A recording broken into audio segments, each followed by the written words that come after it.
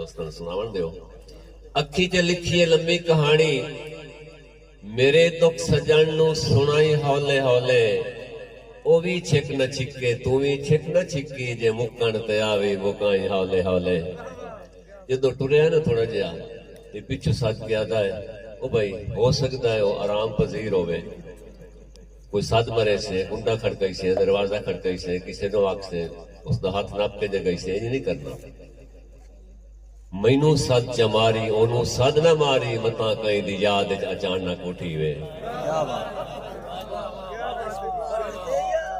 मैनू सद च मारी ओनू सद न मारी, मता कहीं दी याद अचानक उठी वे। ओ उठिया तो रोसी मैनू कुछ ना होसी।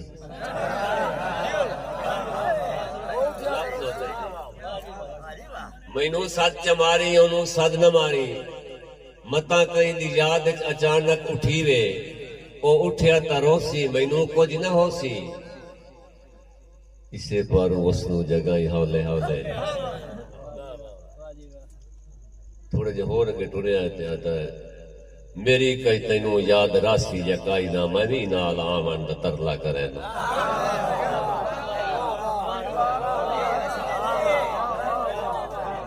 ढेर सारी हुई तेनू कई मेरी याद रासी जगाई ना, मैं भी नाल आवन दा तरला करे ना।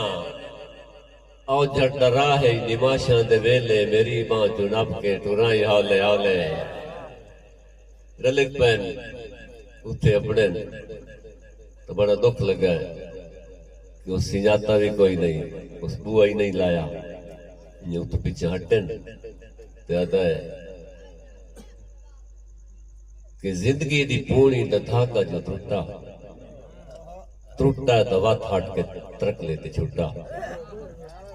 जिंदगी दी पूरी दा धागा जो टूटा टूटा तो वत हट के तरक लेते छूटा। बस हाशमी साडे रोसे मने वे दी मुक गई कहानी उठाई हाले हाले। सही सारी जिंदगी गेड़न खूह संगतां दे, सारी जिंदगी भरियन मटियां।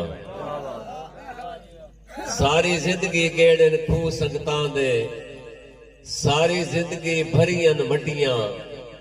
उन सुख दियां ताण के साए वंजना, मैं जाग के रातां कटियां। ते मेरियां कीतियां करतियां पिछले पारे, उन्ना जदन उलार के सटियां। पिछे हाशमी दुख दियां पीड़ां ते पंजाब नूं वंडणियां पटियां।